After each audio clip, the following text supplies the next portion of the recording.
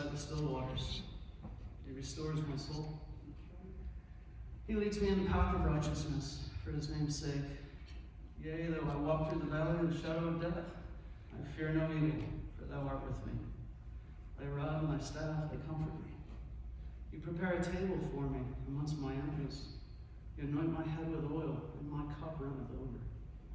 Surely goodness and mercy will follow me all the days of my life, and I will dwell in the house of the Lord forever. Amen. I'm Elisabeth Mack, and I pray. And you've seen all of this before. Founder of Holistic Caring, past treasurer of ACNA, director of Los Angeles Normal of Health, and I'm the treasurer there too, and director of the Coachella Valley Cannabis Alliance Network. Had a lot of fun. So how many of you were raised with religion? Most of us.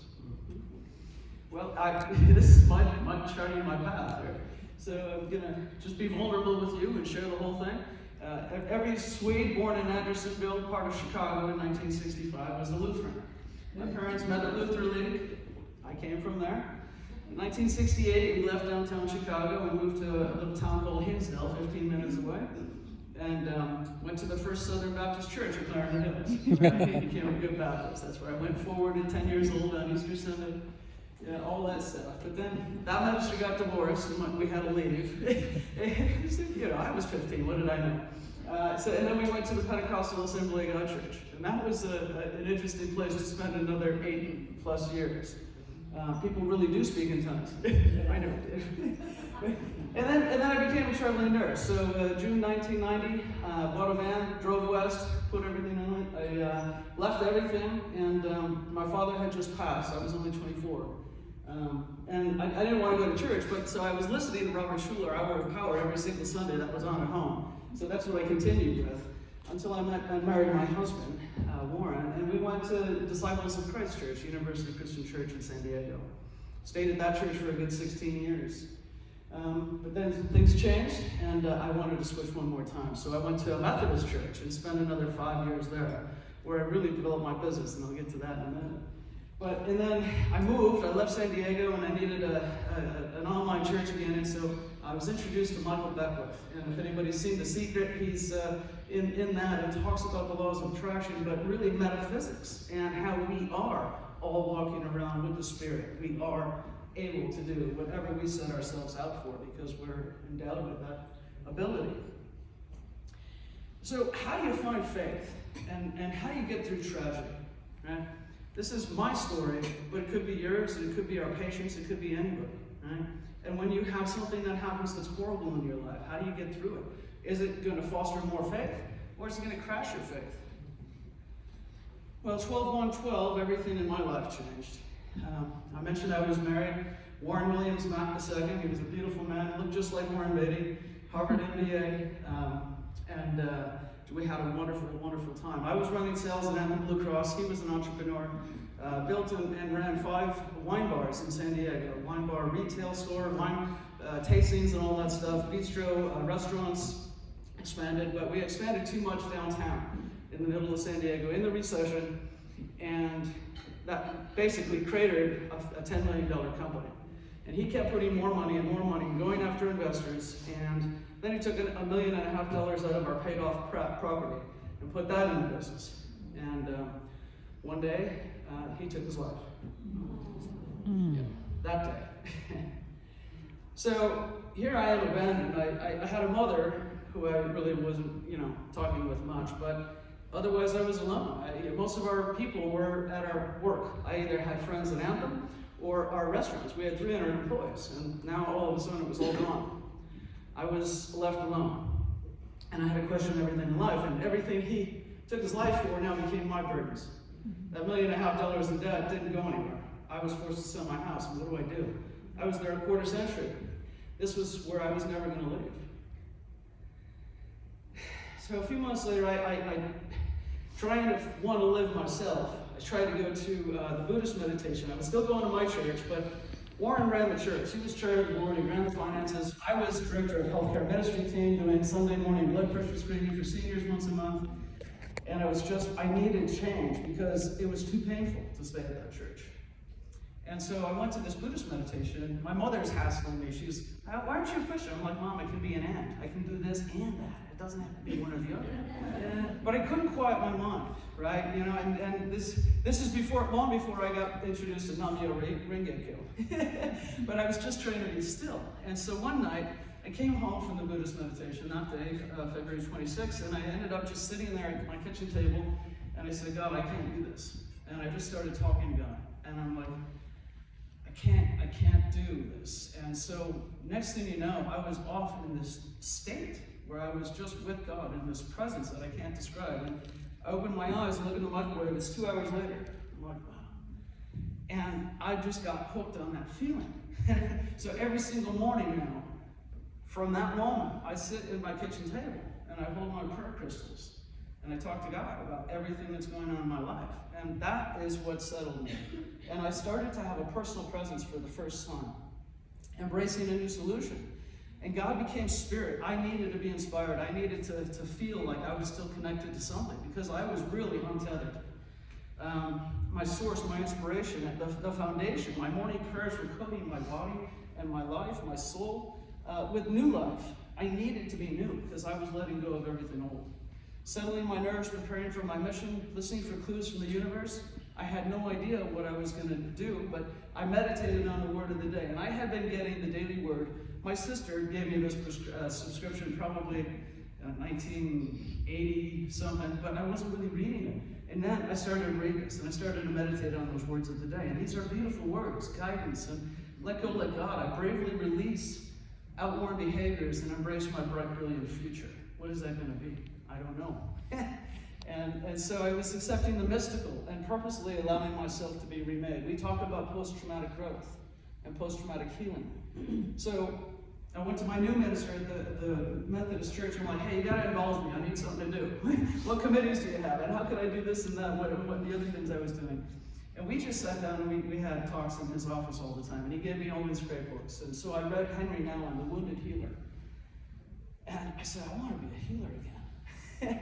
Yeah, I had left nursing in '96. I was in insurance. I was an executive in Anthem Blue Cross, and I wanted to do something new. And I was in so much pain. I wanted to pay that forward with somebody else. And what happened was I was introduced to cannabis, but that's coming. But that spiritual pain became my discipline. That practice became my discipline, and it helped to relieve the pain. And I had a lot of orthopedic issues. I was always an athlete and a swimmer and a tennis player, and I've had 3 shoulder surgeries. This has always been my nemesis. And the first one really screwed it up, where they took an inch of my clavicle out and it grew back wrong, and what could go wrong, right? So now I've got 3 pinched nerves in my neck, but I live with it.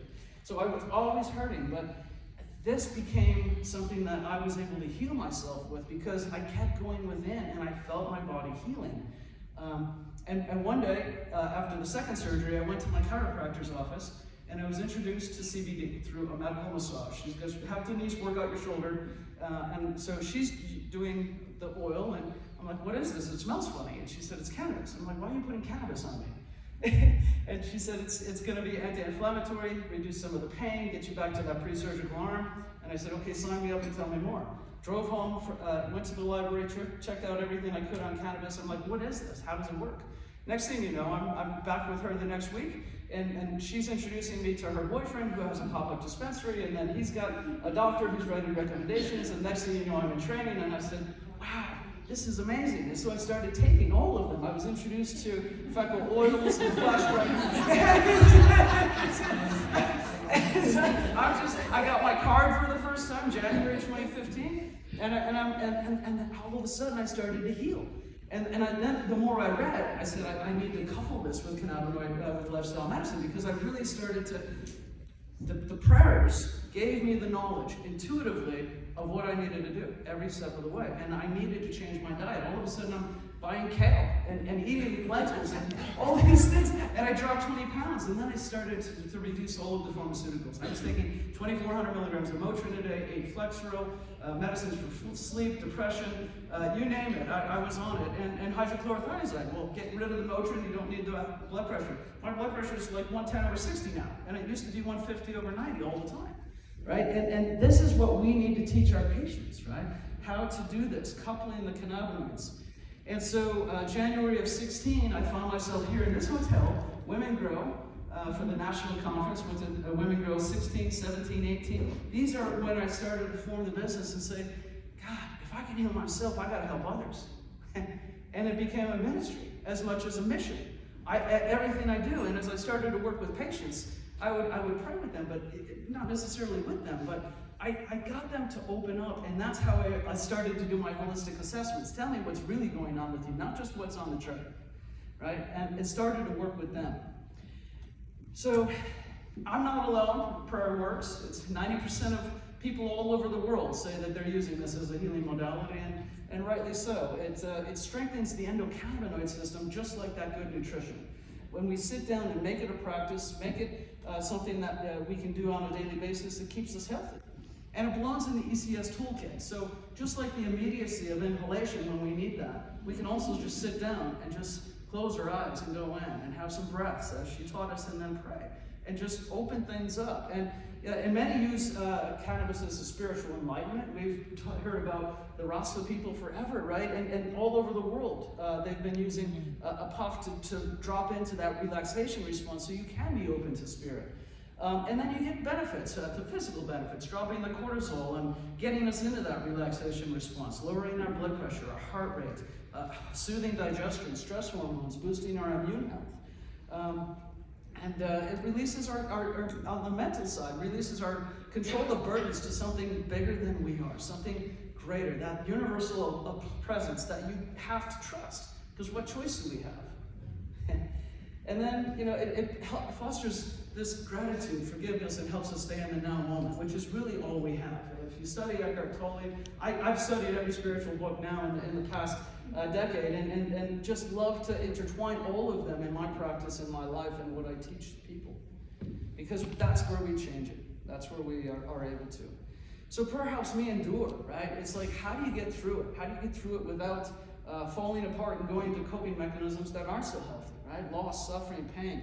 This helps me knowing it's a better day. And my job is then to align with God each day, to sit in my meditation practice and have those spiritual principles. And I started to get hooked on the fruits of the Spirit, right? Patience and love and joy and faith and hope and generosity and peace and acceptance. And there's even this one tree in San Diego that I walk by every day, and it had like 5 perfect branches, and it's faith, hope, love, peace, joy. And sometimes I'd feel more faith, and that would be the big one. Sometimes I'd feel more love, and that would be the big one. And then I'd see all of the other branches in the tree, and those were all the little tributaries of patience and perseverance and all of the other things that I could see. And I had my own, it was just me, God, and the dog for a decade. So.